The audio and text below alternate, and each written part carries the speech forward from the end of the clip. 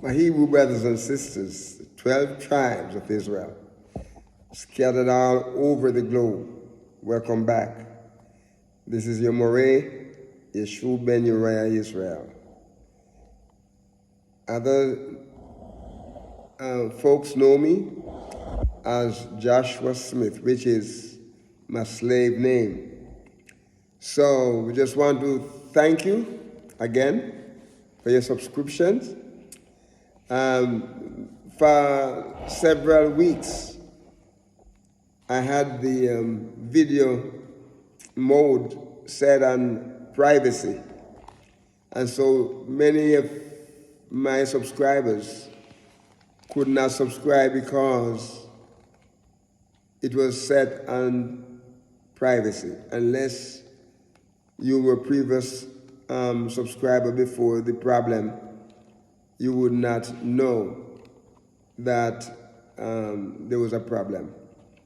Okay, now we want to continue from where we left off. The last time, I think we were in part 6, and we had completed Psalm 91 verse 6, and where it talks about, nor for the pestilence that walketh in darkness, nor the destruction that wasteth at noonday. Now we're going to start in verse 7. Listen what it said. Remember, we are under YAHUAH'S care. Okay? We are in his care. And nothing will happen to us if we walk according to his word.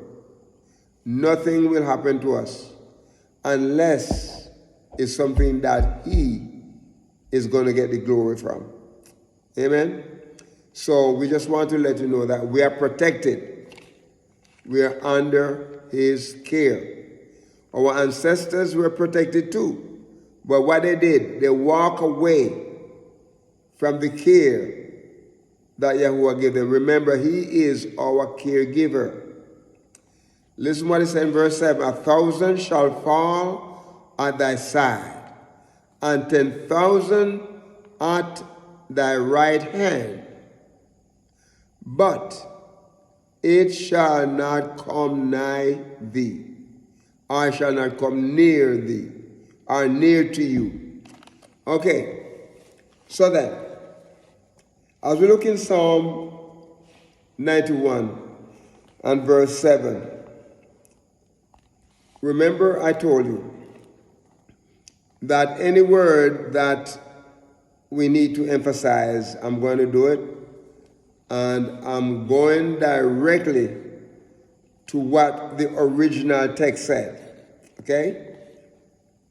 We are reading the English versions, the King James Version. That is not the Hebrew. But I love to read the King James Version in the sense that it gives me the opportunity to go and do some work.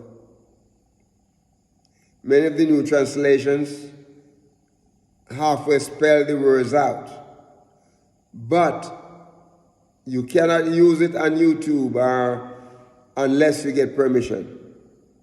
The King James Version is not copyrighted in the sense that is what you call domain. Domain is free. Okay? We don't have to get permission.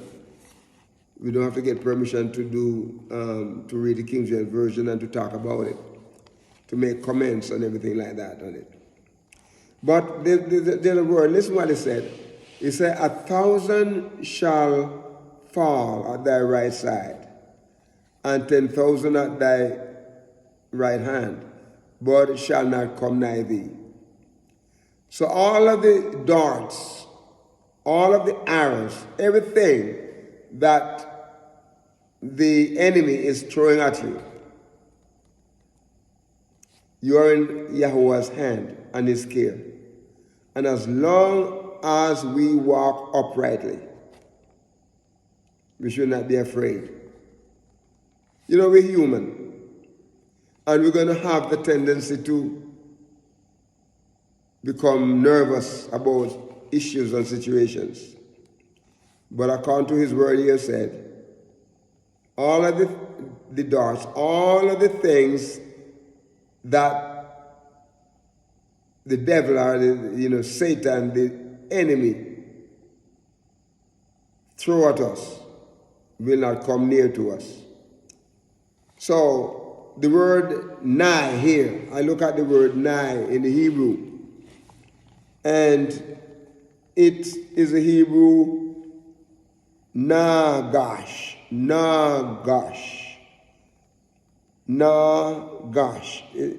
You see, it's spelled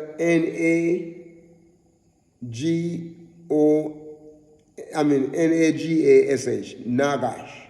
But when we kind of put it into the, try to divide out the words, right? It would like it's saying Nawgash, nagash. And it means, or it comes from three Hebrew letters that make up the word. Nun, Gimel, and Shin. And it means to come near, to approach, to touch, to draw near, to bring near, to present, to be brought near. The main idea is that of coming into near proximity to an object. The idea does not usually denote an actual contact, okay? However, it is near enough to touch. It is near enough to touch. So, something is close to you. It's like someone threw a brick at you. It did not touch you, but it was close enough.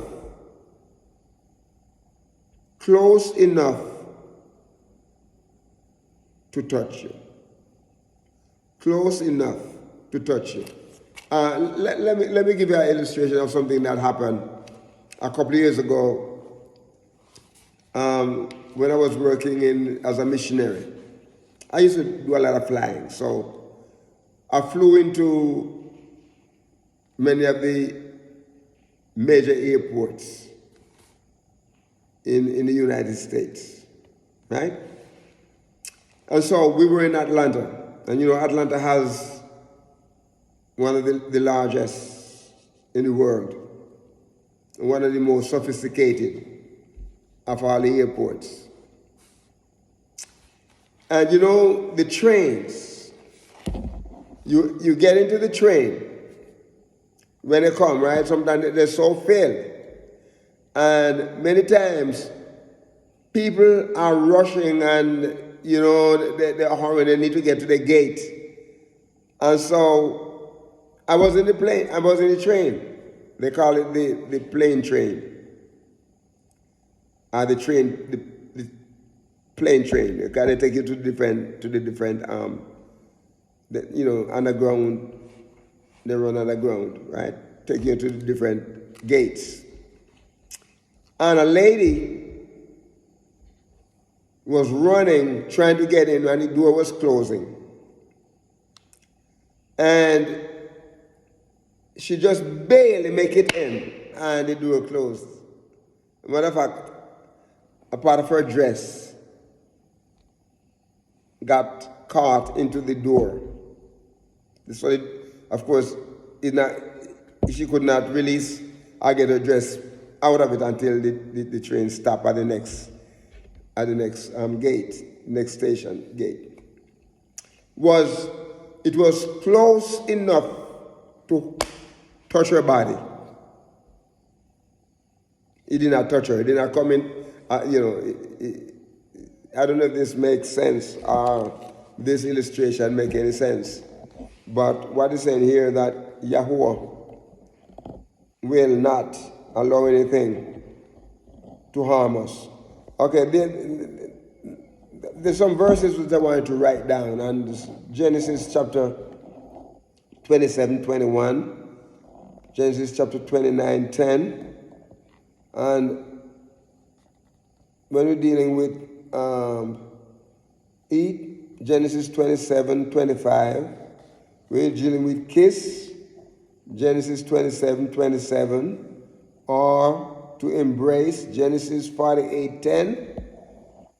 It is the ordinary contact of one person to another, Genesis 27, 22, and also Genesis 43, 19.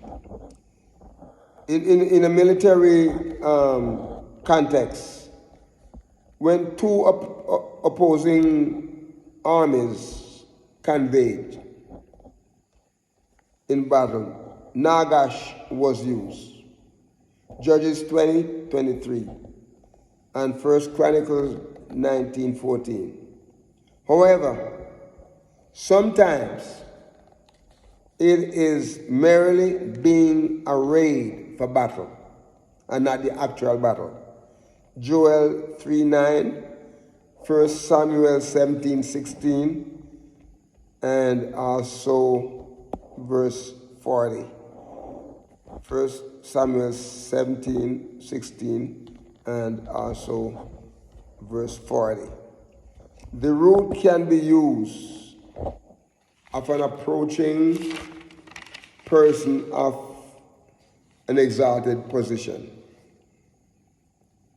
With respect to Genesis 43, 19, Genesis 45, verse 4, 2 Kings 5, 13. Please write these down, because these are reference verses that deal with approach. It says, Nagash was used of the priest who approached the altar in that way, in Exodus 30, verse 20, and Ezekiel 44, 13. And Malachi later refers to bringing an offering, to the altar, as we see in Malachi chapter 1, verse 7. Men approach Yahuwah through his servants to learn his will in Jeremiah 42, verse 1. Okay? Isaiah called Israel and the nations into account. Isaiah 41, and verse 1 and also verse 20. Isaiah 41, verses 1 and 21. And then also Isaiah 45, verses 20 and 21. So then we see that, my brothers and my sisters, that Nagash means to come near, to approach, to touch, to draw near, and to bring near. And the main idea, as I said before, is that of coming into near proximity to an object. And there was a saying that a person is so near to the promises, so near to the promises, yet never make it. Think of our prophet cousin, Moses. Moses did not make it into the promised land, yet he saw it. Okay? He was so close, but did not make it because he disobeyed Yahuwah's word in not speaking to the rock. He touched the rock. He hit the rock. All right. So remember, Yahuwah is in charge. He cares for you, and he wants you to walk in his way. Anything the devil throw at you will not come nigh you. My brothers and my sisters, we have to stop here. But remember, to be a blessing to someone today and walk with the King. Shalom.